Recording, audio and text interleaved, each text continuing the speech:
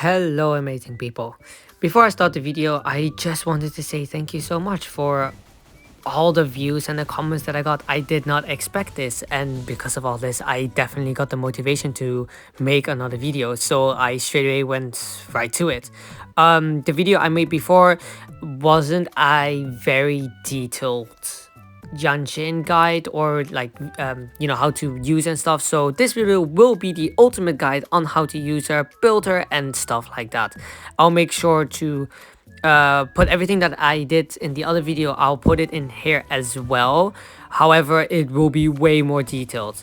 So yeah, once again, thank you so much everyone for watching my videos. I did decide to make a Discord server, so if you want to join it, feel free. There is currently no one in there, but yeah, it will grow slowly. Yeah, so anyway, thank you so much. I will be uploading videos quite regularly now that I got the motivation because all of you guys. So thank you and enjoy the video. Hello wonderful people, here we are with an updated Jianxin build where I will be explaining hopefully everything in detail. I will try my best, to let you know the best possible weapons, the best possible gear, what skills to upgrade first, last, second, blah blah blah, and yeah, just everything in general. I'll try my best to cover everything, so let's get right into it. So let's start off easy with her basic attacks. Now, as almost everyone else, the basic attacks aren't that special or anything, but she does have 4 consecutive attacks, with her 4th attack being the most powerful one, and her 3rd attack dealing tiny burst damage and pulling some enemies in. Now, this is something to make note of because you will be using this quite a lot.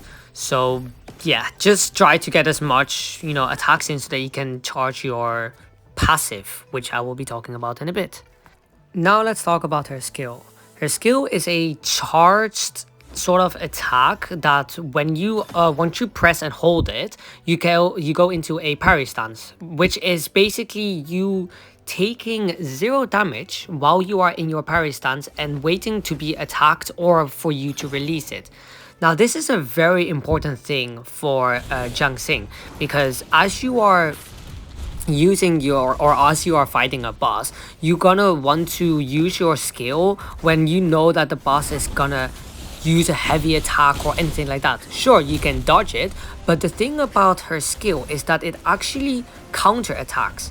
So when the boss attacks while you are in your skill, you basically, as soon as the boss hits you, first of all, you take 0 damage. Second of all, you will counter attack as soon as the boss hits you, and this decreases their, this like hits their parry, which decreases that barrier above their health bar, which then breaks the boss, and then you can, the boss is down, you can deal more damage and stuff like that. So this is basically a free parry within her kit, because she also sort of creates her own. Not only that, it also deals a lot of damage. It has, I won't say it has high multipliers, but it does deal very much damage. This is also a great way to like protect yourself from getting a heavy attack. Of course, it has quite a long cooldown, but that's because it's really good. So whenever you feel like you're dodging well and then all of a sudden the boss does an attack and you have your skill up, just make sure to use the skill so that you take 0 damage while you are in your stance, and you stay in your stance for about 3 seconds. So you can also just use the skill as damage, you don't have to per se use it as a parry, but it is recommended to use it like that.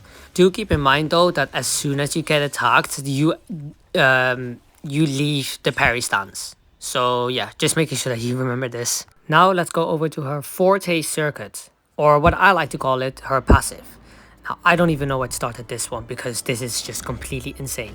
Her passive is basically the green bar above your health. What it does is once you have that bar at full, you have to use your charged attack to continuously deal damage and around you. It's like a burst damage around you, and it's quite insane because the things it does is just insane. So not only does it deal damage the longer you hold it, what else it does is once you've finished holding the skill, or once you get interrupted, or once you release the skill, you gain a shield. That shield depends on how long you've been holding the skill for. Now, if you manage to get to hold the attack or ability up to only releases by itself, you will get a shield that is almost half of your max HP. So let's get into detail. Basically, once you get those once you get the bar full, like by just attacking enemies with any of your own abilities, so not the echoes that you have, but your basic attack, your ultimate, your skill, or resonance liberation as it's called in this game, the bar will just progress fuller and fuller and fuller. Now, unlike most characters currently in the game, Jianxin's bar has to be completely full. Once it's full, you will see these two lines in the bar that you have to try to reach as you are holding the skill or charge attack. Now, what those two bars do, every bar that you hit, your shield strength will become stronger, and also at every bar you will deal a sort of big damage that increases over time. So once you hit the second bar, it applies the same. But what a lot of people don't notice is that if you keep holding, there isn't a bar, but if you keep holding until the end, she will get an even stronger shield and an even stronger damage output. When that happens and you release your shield or you release your charge attack, you will start healing every 6 seconds periodically until the shield is gone, or until those yeah, well, no, pretty much until the shield is gone. So all of this is just in her passive, or Forte circuit as it's called. Now, not forgetting to mention that as you're holding her charge attack, you also gain a 50% damage reduction, meaning that while you are using your charge attack and you're getting attacked by bosses and stuff like that, or enemies, you are gaining a shield. And not only gaining a shield, as you are gaining the shield, the shield will slowly, very slowly go down, because you will have a 50% damage reduction as you are holding your charge attack, which is just completely insane. And best of all, once you have your shield and you finish your charge attack and everything, and you switch to another character, that character will keep the shield and also periodically heal as long as the shield is there.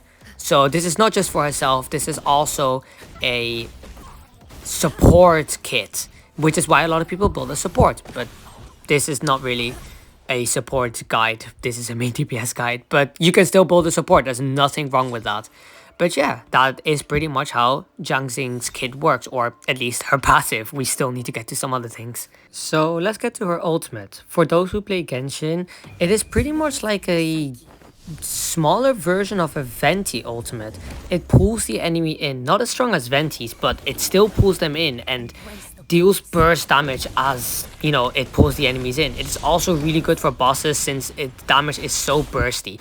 And not alone that, you can combine the ultimate with your passive to do so much burst damage. It is absolutely insane. It's incredible how much of a DPS slash sub DPS this character is. It's just amazing. Here is a small showcase of me beating the Resonant Tower Floor 3 just by Jianxin all by herself.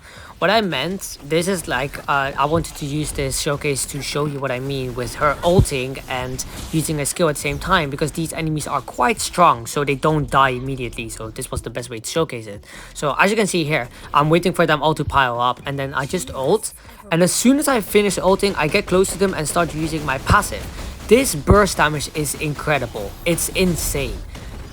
The amount of damage I just dealt with that, as you know, as I was just using 2 abilities, is incredible. And of course, that is not just her entire kit. You have to use your normal attacks to get the passive up. You have to use your skill to make sure you not die. This is not a floor where you get one-shotted, but you still have to dodge everything and parry everything, because there will eventually be bosses that will either one-shot you or almost one-shot you, and you have to play well. It is after all a game where you have to play with skill and dodge everything and, you know, parry and stuff like that. This is why one of the reasons Jianxin is really, really good. And I've been hearing that she's been apparently being underrated. Apparently she's super bad, or even people are saying that she's the Chi-Chi of this game, which is quite shocking for me because of how powerful she is. Not only that, she's beginner friendly. She helps you with parrying, she helps you with a shield, with a healing, with damage, and getting all the enemies in one, crowd control. This is an amazing character. Anyway, let's get over to her gear or her weapon that are really good for her. So I have been very fortunate and very lucky to get the 5-star gauntlet. This was just pure luck. I got it super early. However, of course, not everybody has pulled for this weapon or hasn't got it yet. So there, even though this weapon is really good, it has a high base attack, it has a high, you know attack percentage, and it has a good passive.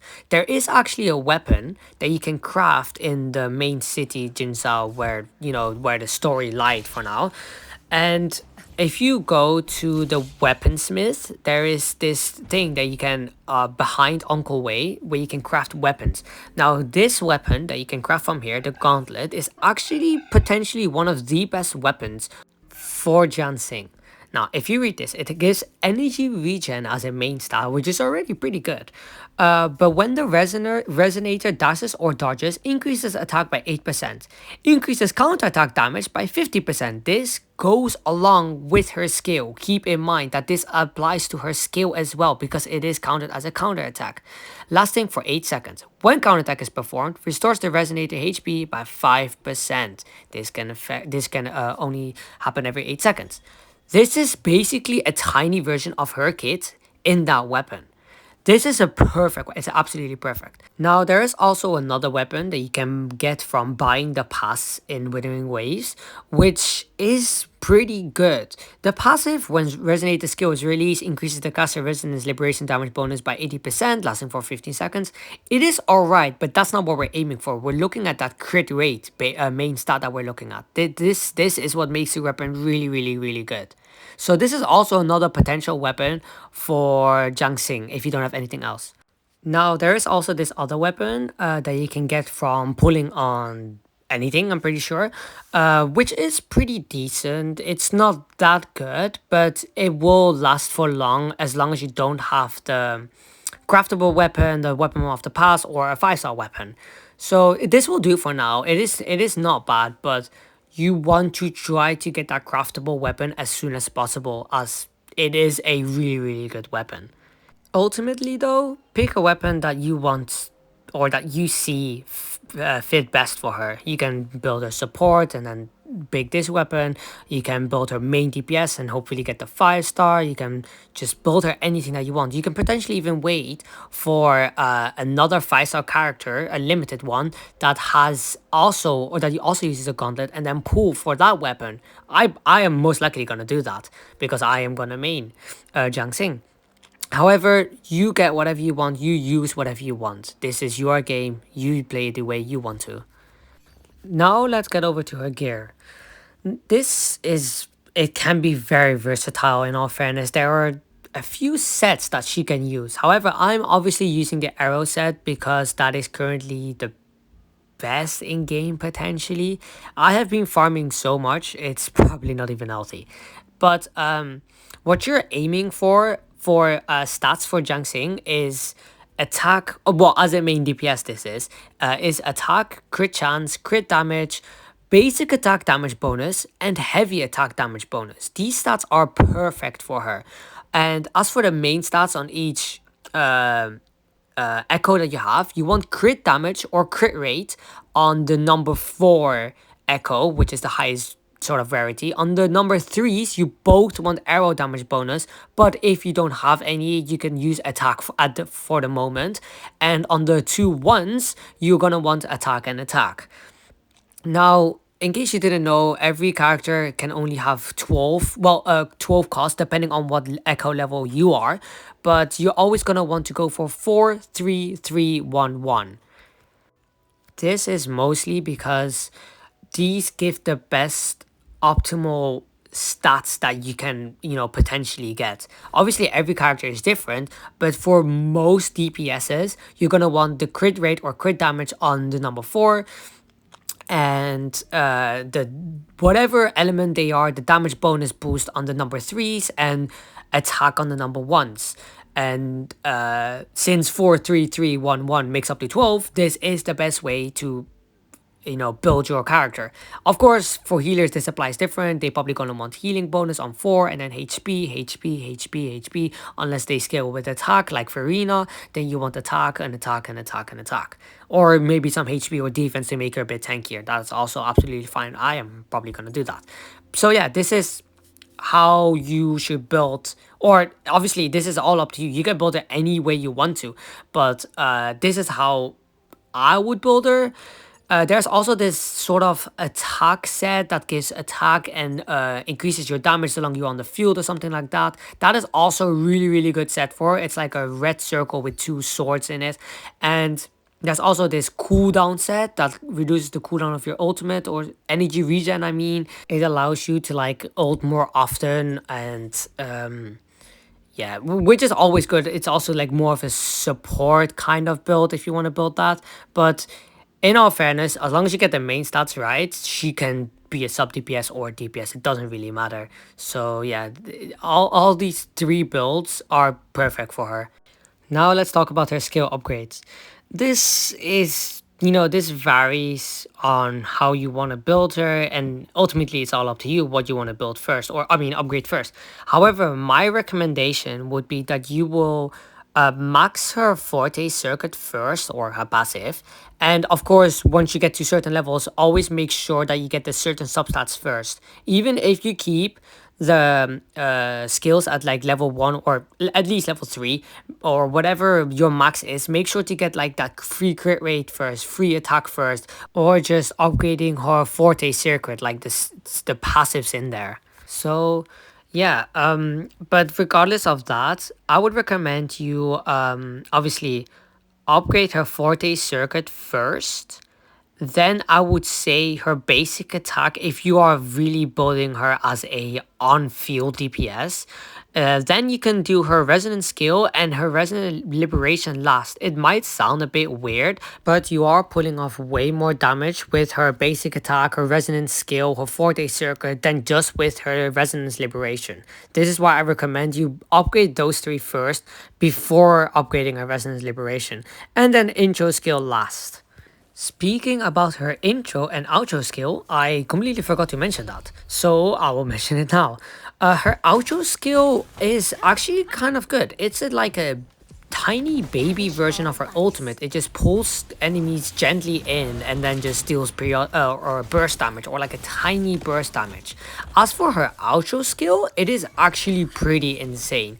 When you cast someone else, so when you put someone else on the on-field team, as soon as that happens, that person gets a bonus damage for their ultimate or resonance liberation. This is kind of huge since, people do build her as a sub DPS. Now, lastly, if we're gonna talk about team comps, it doesn't really matter that much. She is super versatile and potentially you can just use her on her own like I did in the tower. But the best optimal team potentially as of this update, which is 1.0, would potentially be any DPS, Jianxin as a sub DPS or also DPS, and then any support slash healer, which in this case would be Farina. But you can also make her a full DPS with a character that you can get from currently on the rate up banner, which is more Tefi. He is such a good support. He boosts the damage of any DPS incredibly high. So that it can include Jianxin, because you can build as a DPS just like I am. And if you somehow get him, I still didn't get him yet, but if you get him, you can team him up with Jianxin, Mortefi, and Farina potentially, or even another DPS. You can have 2 DPSs in your team that I keep forgetting his name. It's the Electro guy or Jian. You can have any team that will work with Jianxin. Ultimately though, guys, just use any team that you want. There is no, well, there might be, but there is no perfect team. The perfect team is the team of the characters that you like the most. So if it's Jianxin, Wuthering, and the main character in my case, then you use those 3 characters. Literally everything that I have said in this video, do not take it to heart. Everything that you want to use in this game is yours to do. This is just a guide to help you give an idea of how you want to use to your characters, because this is a game and you have to play the game your way. You need to have fun with playing the game. That's what the gaming is all about, having fun. So if you want to build, I don't know, the ice glacial set on Jianxin, then you do that. It is your game. It is you want to play how you want to play. That is it. That is the core reason of gaming. Have fun. So literally, use any weapon that you want on her. Use any echoes that you want on her. Upgrade the skills that you want in your own way. Use your own team. It literally doesn't matter as long as you have fun. All right. So just make sure you know. Just make sure you know that. However, thank you for watching this video. I do hope that this helped you one way or another. And yeah, I greatly appreciate all the support that I got from the last video that I made, which is the reason I made this video. It is ever so much appreciated. I hope this video was more helpful. It should be, because it is quite longer and it's way more detailed. So yeah, if I did miss something though, just let me know. I might even end up, well, I probably will make another video in the future. So yeah, once again, thank you for watching this video. I hope you have an amazing day and I will see you in the next one. Bye bye.